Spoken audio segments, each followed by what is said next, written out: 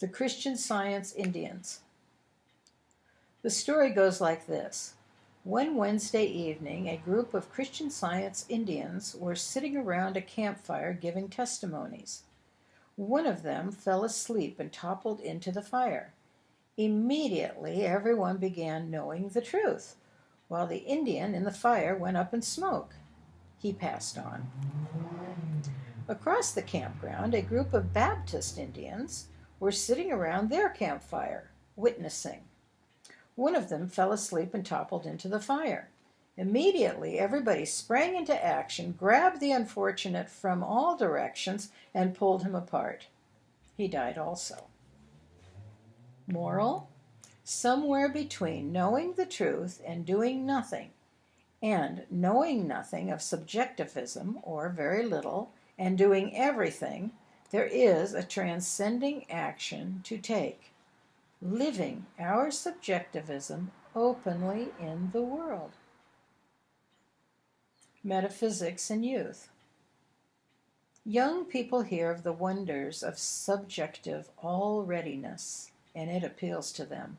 They want their dominion now, but for the most part are not willing to do what is necessary for realizing it. They talk much, but they surrender nothing.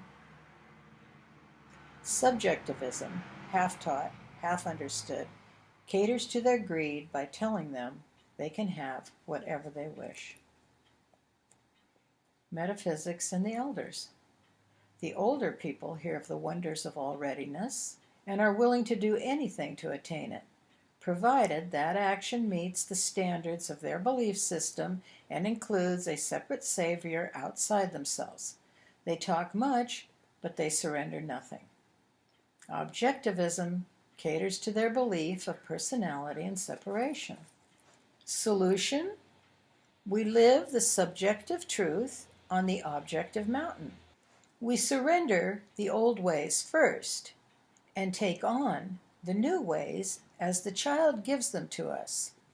We find the balance of the middle ground. The being of the subjectivist and the doing of the objectivist are not two separate entities. It is one action, life authenticating itself. It is being appearing as becoming, which equals 1. Sue coming to understand. 2. Sue seeing the child self. 3. Sue sitting before the campfire and tending the fire, just like everyone else sitting before the fire. It is Sue being in the world, but not of it. It is Sue doing something for her world. As the awareness of mind, I see my Sue as me, living her childlikeness. As William in the world, I confidently anticipate the confirmation of that singleness and see it, my subjective selfhood, lifted up. The fourth note of the chord, the fine distinction. If one isn't faithful to the appearing, then that appearing never appears as becoming. That is, our getting farther up the mountain. The seeker who turns his back on the appearing, disclaiming its reality, is half right, but the part that's half wrong diminishes it all.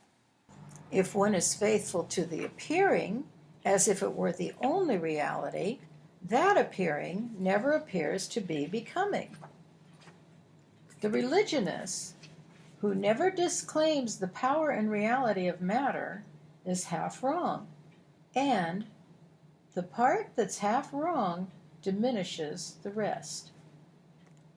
Solution: we find the balance between the inside and outside and live that balance wherever we seem to be, so long as we seem to be there. That balance takes one beyond his metaphysics and religion, yet he never has to leave them to live the balance. He doesn't have to leave his job or his world. He doesn't have to claim a dominion he hasn't earned. He doesn't have to leave the world's warfare to be untouched by it.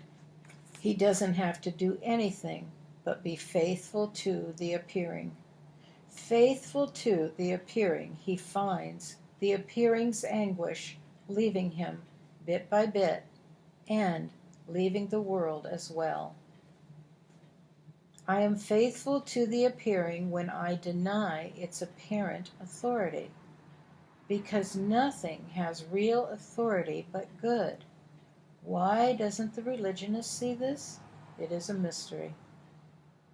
I am faithful to the appearing when I do for the appearing whatever seems to be the best course of action for the good of mankind. Why do I act so?